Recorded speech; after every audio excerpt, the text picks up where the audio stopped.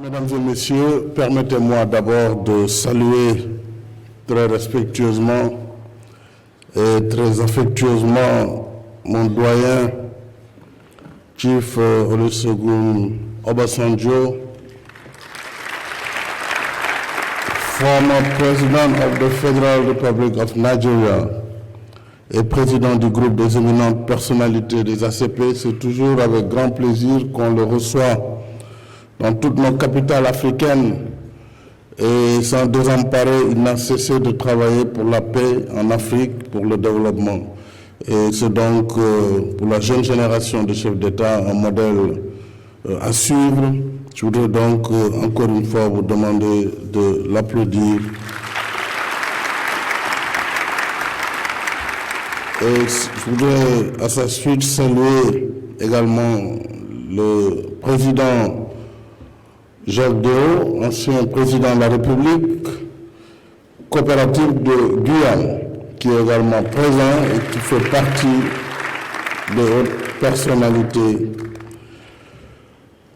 Madame, Messieurs les présidents du Conseil conjoint des ministres de l'Union européenne et du groupe des États d'Afrique, des Caraïbes et du Pacifique, Monsieur le commissaire européen à la coopération internationale et au développement, Mesdames, Monsieur le secrétaire général du groupe des ACP, Mesdames et Messieurs les présidents d'institutions régionales, je devrais saluer d'abord les autorités sénégalaises, Monsieur le Premier ministre, Madame la présidente du Conseil économique, social et environnemental, Mesdames et Messieurs les présidents des institutions de la République, Mesdames et Messieurs les ministres, Excellences, Mesdames et Messieurs les ambassadeurs,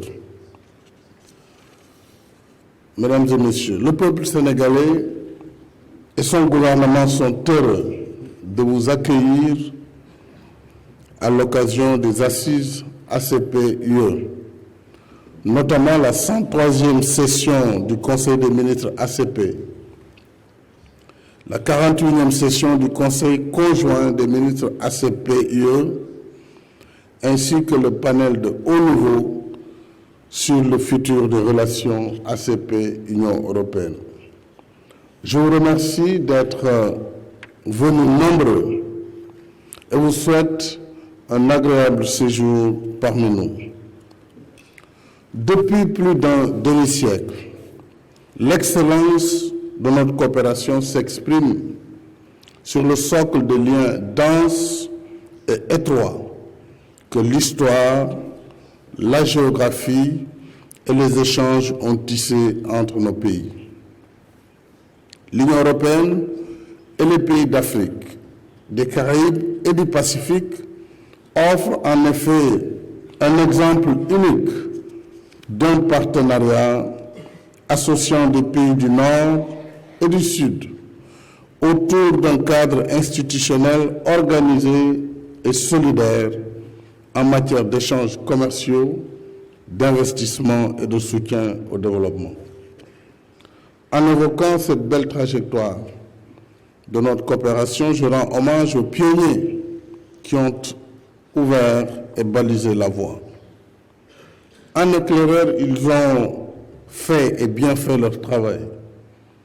Notre rôle à nous aujourd'hui est d'assurer la continuité de l'histoire par la consolidation et la poursuite de nos relations privilégiées dans un contexte autrement plus complexe. L'Union européenne s'est élargie, vous l'avez rappelé. De nombreux besoins de développement restent encore insatisfaits. De nouveaux défis sécuritaires se font jour et tous ces facteurs sont interdépendants. Il n'y a pas de développement sans paix et pas de paix durable sans développement. S'y ajoute, ne l'oublions pas, la question vitale et urgente de l'environnement. La signature le 22 avril dernier à New York de l'accord de Paris sur le climat nous le rappelle opportunément. Il nous appartient, mesdames et messieurs, de prendre en charge tous ces paradigmes avec un même ordre de priorité, qui commande une relecture de notre partenariat, vous l'avez rappelé, Madame, dans la dynamique géopolitique du XXIe siècle. C'est l'esprit même de la déclaration du 7e sommet des chefs d'État et de gouvernement du groupe des ACP de décembre 2012 à Malabo, appelant à une transformation stratégique profonde de notre organisation. Nos acquis sont multiples. Nous avons de quoi en être satisfaits et fiers. En même temps, nous avons des questions à résoudre pour garder ce qui fait la force, la spécificité et la vitalité de notre partenariat. Sur le plan commercial, l'érosion des préférences et l'accentuation de la libéralisation des échanges tendent à remettre en cause la reconnaissance de l'asymétrie des niveaux de développement comme l'une des bases de notre partenariat. Cela ne veut pas dire que nous sommes pour l'aide éternellement, mais il nous faut quand même magnifier ce qui a toujours été la spécificité de ce partenariat Union européenne-ACP.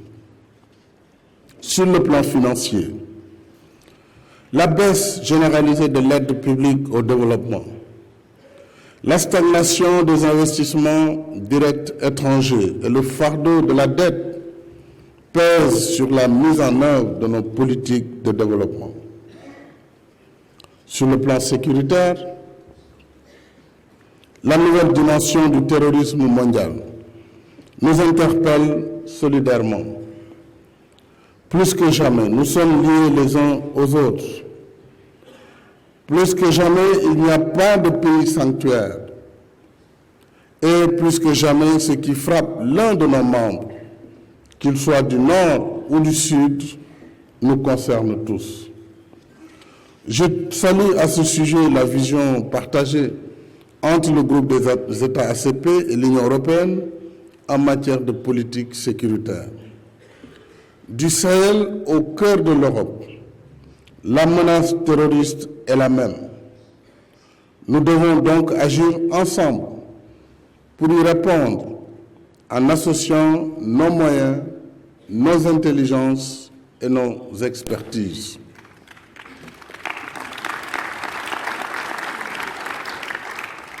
Je n'oublie pas la question migratoire.